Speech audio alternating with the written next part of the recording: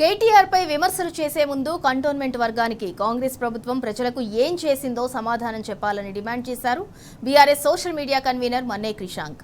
Cantonment MLA Shri Ganesh పై నిప్పులు చెరిగారు. Cantonment సమస్యలపై ప్రస్తావించిన విషయంలో కంటోన్మెంట్ ఎమ్మెల్యే శ్రీ గణేష్ సమాధానం చెప్పలేని పరిస్థితిలో ఉన్నారని ఎద్దేవా చేశారు. కంటోన్మెంట్ నియోజకవర్గంలో బీఆర్ఎస్ ప్రభుత్వం అనేక అభివృద్ధి కార్యక్రమాలు చేపట్టిందన్నారు. కంటోన్మెంట్లో 6,000 ఇళ్లు నిర్మిస్తామని హామీ ఇచ్చి ఇప్పటి వరకు 6 ఇళ్లు కూడా నిర్మించిన పాపాన పోలేదని విమర్శించారు.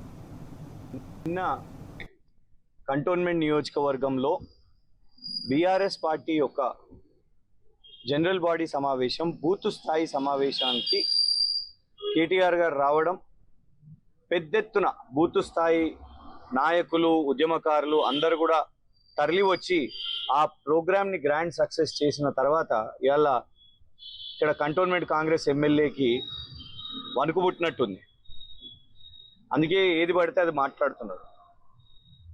బూత్ స్థాయి సమావేశంలో మా పార్టీ కార్యక్రమం మేము చేపట్టి ప్రతి ఒక్క బూత్ 230 బూత్లు మా స్థానిక మాజీ బోర్డు మెంబర్లు, మా డివిజన్ ప్రెసిడెంట్లు, వాళ్ళ యొక్క కమిటీలు, ఉద్యమకారులు అందరు కలిసి ఒక సిస్టమేటిక్గా మేము ఇవాళ ఎమ్మెల్యేకి చెప్తున్నాం.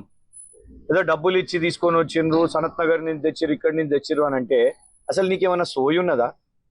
మూడు పార్టీలు మారినవి, బీజేపీ నుంచి కాంగ్రెస్, కాంగ్రెస్ నుంచి బీఆర్ఎస్, మళ్ళా బీజేపీ, 2-3 సార్లు బీజేపీలో పోటీ చేసి నువ్వు ఆ మాట్లాడేది అసలు నీకు ఒక సిద్ధాంతం ఏమన్నా ఉన్నదా?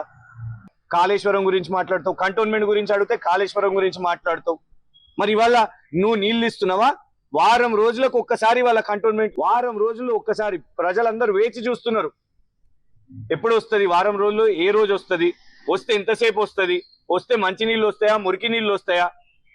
ఇవాళ 20 రోజుల నుంచి నువ్వు అన్న కాళేశ్వరం, మేము కాళేశ్వరము మంచినీళ్ళు తీసుకొని వస్తే నువ్వేం చేస్తున్నావు? కాలువలు ఇవాళ మా ఇంటి దగ్గర తీసుకొని వస్తున్నావు. కనీసం డ్రైనేజ్ కూడా క్లీనప్ చేసే పరిస్థితి లేదు.